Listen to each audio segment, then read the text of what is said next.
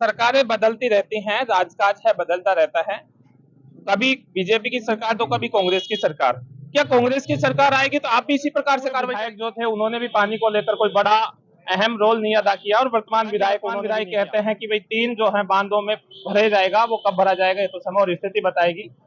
तो ये क्या है, जैसे आप भी नहीं कर पाए, वर्तमान भी नहीं कर पाया। हमारे नेता सोनिया गांधी जी, राहुल गांधी जी के खिलाफ ईडी ने जिस तरीके से फर्जी तरीके से चार्जशीट पेश की है, उसके विरोध में प्रेस नोट भी मैं देख रहा था, स्थानीय विधायक के प्रयासों से जो है निकट सहित अनेकों व्यवस्थाओं के लिए जो है कुछ बजट जो है सरकार में जो मंत्री भी रहे, विधायक भी रहे, खाचरियावास के भी जो है मकान पर आपका एक मीटिंग का भी आयोजन रहा, पुतला फूकने का भी आपका कार्यक्रम रहा। उसमें मैंने अभी सुना कि 3-4 लोगों की जेब कट गई। क्या कहेंगे कानून व्यवस्था? आपके भी पसीना आ रहा है, मेरे भी आ रहा है। अभी मैं पानी की व्यवस्था की बात कर लूं तो बड़ा संकट है क्षेत्र में। क्या कहेंगे की व्यवस्थाओं को लेकर विपक्ष होने के नाते कहां तक दौड़ेगा?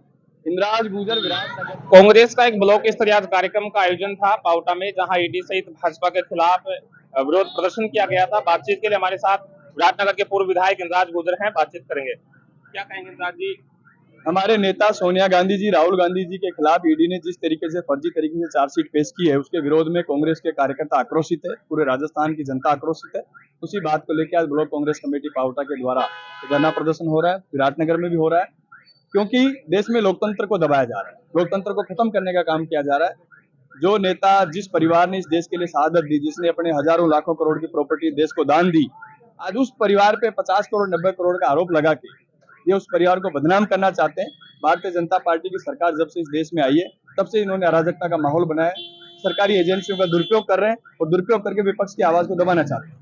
इंद्राज भाई, जिस तरीके से आप भी लगातार क्षेत्र में काम कर रहे हैं, दौसा में भी आप इस प्रकार के कार्यक्रमों में भाग ले रहे हैं और अभी पिछले दिनों आप ही के सरकार में जो मंत्री भी रहे, विधायक भी रहे, खाचरियावास के भी जो है मकान पर ईडी का रेड वगैरह पड़ी थी। क्या कहेंगे इसी?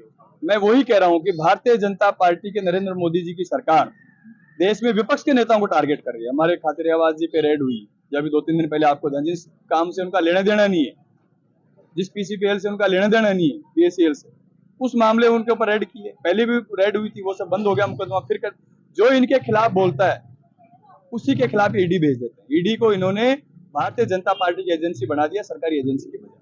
सरकारें बदलती रहती हैं, राजकाज है बदलता रहता है।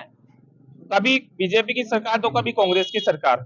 क्या कांग्रेस की सरकार आएगी तो आप भी इसी प्रकार से कार्रवाई करेंगे? देखिए, कांग्रेस ने हमेशा लोकतंत्र में विश्वास रखा है। कांग्रेस पार्टी लोकतंत्र को मानने वाली पार्टी है। इस देश की आत्मा में कांग्रेस और कांग्रेस की आत्मा में भारत देश है। कांग्रेस कभी गलत काम ना तो पहले करती थी, अगर कांग्रेस ये गलत काम करती तो आज भारतीय जनता पार्टी पैदा नहीं होती इस देश में, नरेंद्र मोदी इस देश के प्रधानमंत्री नहीं होते अगर कांग्रेस ऐसा काम करती। आज जैसे आपका एक मीटिंग का भी आयोजन रहा, पुतला फूकने का भी आपका कार्यक्रम रहा, उसमें मैंने अभी सुना कि 3-4 लोगों की जेब कट गई। क्या कहेंगे कानून व्यवस्था को लेकर?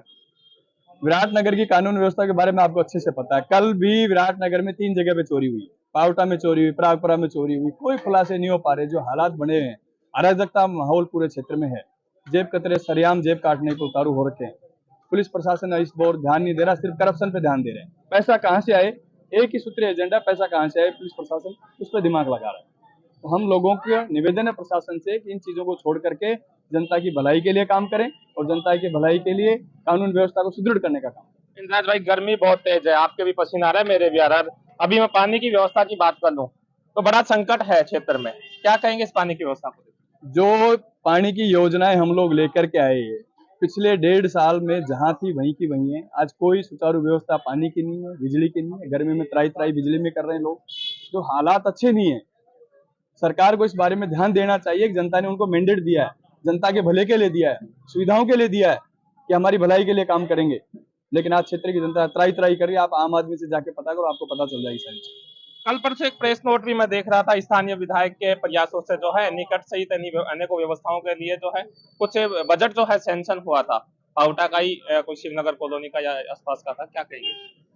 भाई, मैं ये कह रहा हूँ, पिछले 2 साल से हम तो सैंक्शन ही देख रहे हैं, धरातल पे कोई काम देख ही नहीं रहे ना। 2 बजट आ गए सरकार के, एक भी काम धरातल पे बता दो। आप भी लोकल हो, हमारे बाहर के नहीं हो। जो हमने काम शुरू किए थे उनको भी पूरा नहीं करा पा रहे अभी तक, वो काम भी अधूरे पड़े हैं अभी तक। नए काम तो बहुत दूर की बात है, जो हमने शुरू किया वही पूरा नहीं कर पा रहे। कोई एक आधा काम धरातल पे बता तो दो कि ये काम हुआ है। इंद्राज भाई, जब मैं क्षेत्र में रहता हूं तो लोग चर्चा होती है तो लोग कहते भी हैं कि पूर्व विधायक जो थे उन्होंने भी पानी को लेकर कोई बड़ा अहम रोल नहीं अदा किया और वर्तमान विधायक उन्होंने भी नहीं किया। हालांकि वर्तमान विधायक कहते हैं कि भाई 3 जो है बांधों में भरे जाएगा, वो कब भरा जाएगा ये तो समय और स्थिति बताएगी। तो ये क्या है, जैसे आप भी नहीं कर पाए, वर्तमान भी नहीं कर पाया, तो जनता क्या करेगी? देखिए, पानी की जितनी स्कीमें हैं ना आज जो चालू हैं, ये सब मेरे समय की है। मेरे से पहले क्या है कि स्कीम चालू बता दो आज विराटनगर। मेरे समय में 150-200 करोड़ के काम पानी के हुए, लेकिन चूंकि हमारे यहाँ ग्राउंड लेवल पे जो वाटर है उसकी कमी है, पानी की कमी है, इसलिए समस्या यहाँ आ रही है। अब ये बार बार ERCP की जो इतने सालों से प्रोजेक्ट हमारा अटका हुआ था, उसके उन्होंने 5 साल अटका के रखा। अब कह रहे हैं कि हम ला रहे हैं 3 बांधों को जोड़ भी रहे हैं, लेकिन धरातल पे अभी तक उसमें 0% काम हुआ है।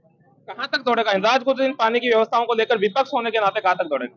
इंद्राज गुर्जर विराटनगर की हर समस्या को लेकर अंतिम छोर तक लड़ेगा और अंतिम छोर तक दौड़ने का काम करेगा। जनता के भले के लिए लड़ेंगे, जनता के लिए संघर्ष करेंगे और न्याय दिलाने का काम करेंगे।